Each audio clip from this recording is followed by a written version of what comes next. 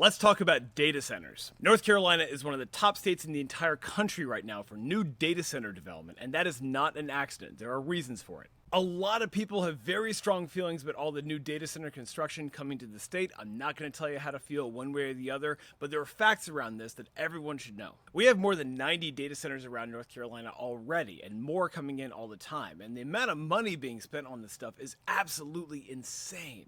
There is so much new data center construction going on around the United States that it is meaningfully impacting GDP. One of the reasons why big data center developers are coming to North Carolina is because our state lawmakers have made it a very sweet deal. A state law they passed back in 2015 exempts data centers from all sales tax on electricity and any equipment they use, including software. And that's important because data centers use an incredible amount of electricity, like 30 or 40 megawatts. To put that in perspective, that means a medium-sized data center uses about as much electricity as a town of 30 or 40,000 people. Every single medium-sized data center is like putting another Monroe or Kernersville or Goldsboro on our energy grid. That is a huge new burden on our power grid, which is directly raising everyone's energy bills. And remember, those data centers are not paying any sales tax on any of that electricity. But if you're Duke Energy, you love this situation because those are massive new customers. In fact, for data centers, Duke Energy negotiates special rates, so they get a discount on their power while our bills go up. It's good to be a monopoly with politicians in Raleigh who will do whatever you say.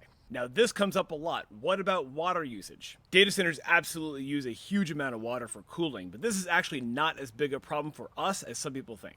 In Colorado or Nevada or a big dry western state like that, data center water demands are a huge problem. But here in North Carolina, we typically have a lot of water, so it's less of an issue here. In fact, a lot of water utilities actually like data centers because they're a big, steady customer with lots of predictable revenue that they can plan around. In the same kind of way, data centers can actually be helpful for local county budgets because they pay a lot in property taxes, but they don't require a lot of county services, which means more resources for residents. So it is a mixed bag. Data centers, with help from Duke Energy and crooked politicians in our state legislature, are absolutely raising our rates for electricity. At the same time, data centers could be a net benefit to local communities by infusing tax revenue into communities that need it.